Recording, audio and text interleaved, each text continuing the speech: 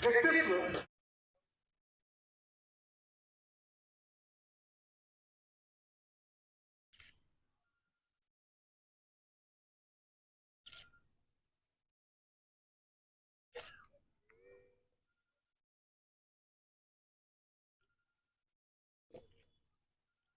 आज लोकार्पण हुआ है, क्या कहना चाहेंगे रामकृष्ण राजपूत की जो एक आपने अभी कहा कि जिस तरीके से वो संग्रहालय को लेकर कह रहे हैं उसके ऊपर आपके जो विचार हैं आगे कहीं ना कहीं बाधा आ रही है, आखिर क्यों ऐसी होता है? ये बाधा नहीं, अपना तो काम सकारात्मक है। मैंने कहा अगर हमारे विश्वविद्यालय में डॉक्टर रामकृष्ण राजपूत संग्रहालय स्थापित किया जाएगा तो हमें कोई आपत्ति नहीं, सहर्ष लोग सहमत हैं और मैं करने के लिए तैयार। जब कोई अच्छा कार्य करे तो उसको प्रोत्साहित करना चाहिए, उससे प्रेरणा लेनी चाहिए आगे बढ़ने के लिए। आगे नई युवा पीढ़ी को क्या संदेश देंगे? युवा पीढ़ी के लिए पहले सबसे ज्यादा शिक्षा, और शिक्षा के आगे कुछ है नहीं, लेकिन संस्कार की शिक्षा जो माँ बाप वहाँ से मिलती है उसको भी बच्चे ग्रहण करें। क्योंकि घर में ही अब मोबाइल का सिस्टम आ गया है। हम जब पढ़ते थे तब हमारे पिताजी माताजी कहते थे कहाँ जा रहे थे, हम रुकते थे। अब बच्चा मोबाइल से लेता है और कहता अभी आ रहे, और उसके बाद गायब हो जाता है। बहुत बढ़िया, देखिए कितना अच्छा विचार हमसे मिल रहे हैं, यही एक मेरा संदेश होता है। माँ बाप तो मोबाइल पर बिजनेस में लग जाते हैं, बच्चे भटकते हुए अपने आप को खो जाते हैं, जिस पर देखकर इतना बढ़िया संदेश दिया है। आज की बात अभिनंदन जैन का आपने लोकार्पण किया, क्या कहना चाहेंगे सर?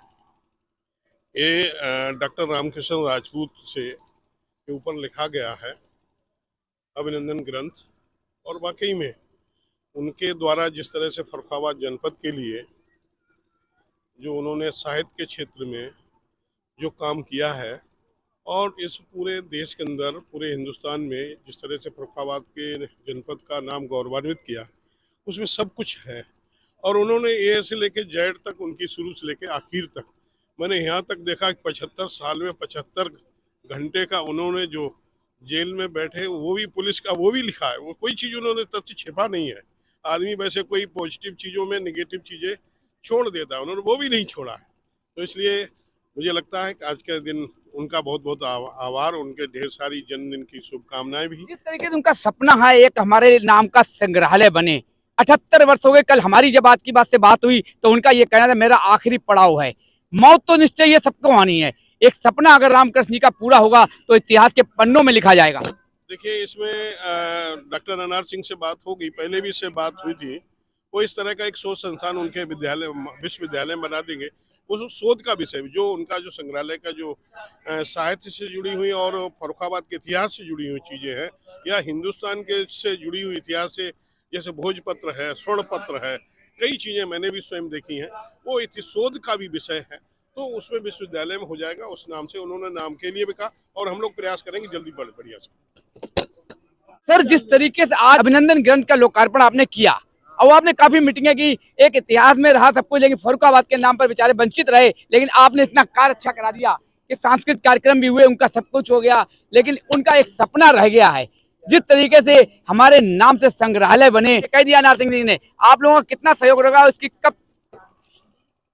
फर्रुखाबाद में संग्रहालय के लिए जो भवन राज्य सरकार ने बनवाया है उसी का नामकरण रामकृष्ण राजपूत के नाम पर कर और संग्रहालय में यहाँ की जो इनके द्वारा संग्रहित वस्तुएं हैं ये सारी उस संग्रहालय में रखवाई जाएंगी। यह मेरा प्रयास है और मैं इसे करवा दूंगा। अभिनंदन ग्रंथ का लोकार्पण किया गया, आपका संदेश बच्चों के लिए बड़ा अच्छा लगा।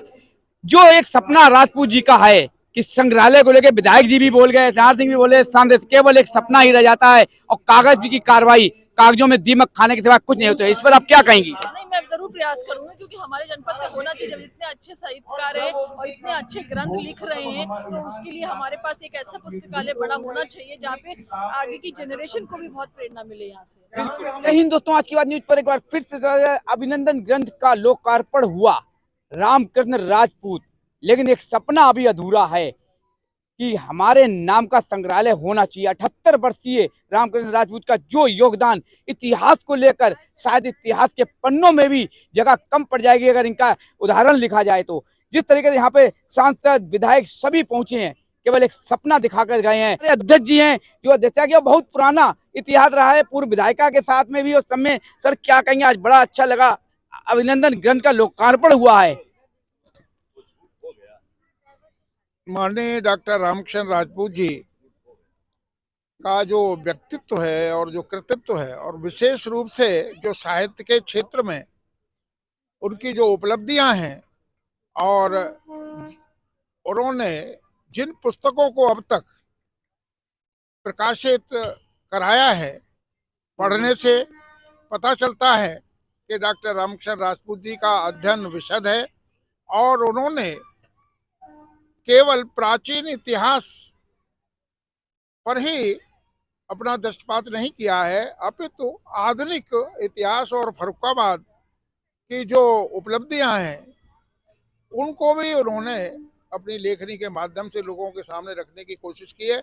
और विशेष रूप से जो उनकी एक विशेष योगदान उनके जीवन का है कि जो संग्रहालय की स्थापना उन्होंने की है, उस संग्रहालय का नामकरण डॉक्टर रामकृष्ण राजपूत जी के नाम पर होना चाहिए।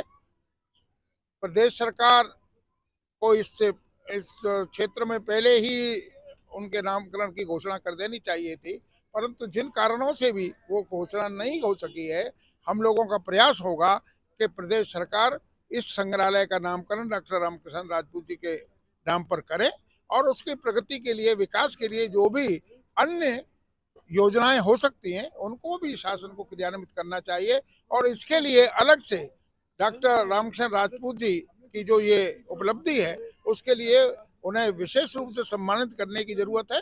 और उनका जो ये साहित्यिक योगदान है, इस साहित्य योगदान के लिए प्रदेश सरकार को और केंद्र सरकार को जो सर्वोच्च सम्मान साहित्य के क्षेत्र के होते हैं, वो साहित्य का सर्वोच्च सम्मान भी उनको दिया जाना चाहिए। जिस तरीके से देखा गया रामकृष्ण राजपूत का इतिहास, सवाल आ रहा है कहीं ना कहीं दो नैया पर पैर नजर आ रहे हैं। कहीं तो कहीं कहा नहीं जाना चाहिए, बिल्कुल कहना चाहिए। कहीं सपा का नजर आ रहा है तो कहीं भाजपा वाले कहीं हैं, तो कहीं ना कहीं हमारे प्रशासन का कहीं ना कहीं कुछ ना कुछ मतभेद है। लेकिन खाना पूर्ति के लिए सब कुछ किया जाता है, लेकिन आश्वासन सबने दिया है कि हम हर तरीके से कोशिश करेंगे और इनके नाम का संग्रहालय बनाएंगे। जो धरोहर इनके पास है, फर्रुखाबादी नहीं, आसपास के जिले में नहीं, राज्य में भी इतना संग्रहालय में इतनी वस्तु नहीं होंगी, चाहे वो सिक्के हों या पुराना पत्रकारिता के जगत का हो या यहाँ की पुस्तकें हों। आज की बात सुबह 7 का रविंद्र भदौरिया। जय हिंद, जय भारत। माहौल को भक्तिमय बना दिया बच्चों ने। अब मैं अगले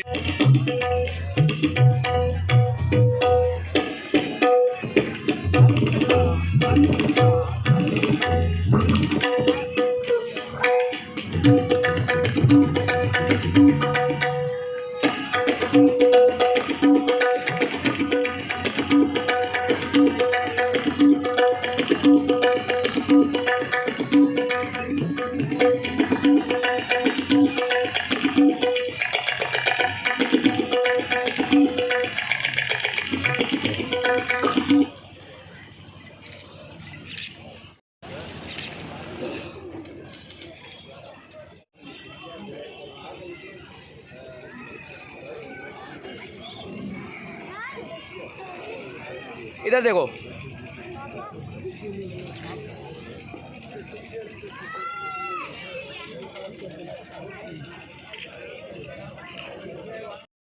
हाँ बैठो, खड़े हो तुम।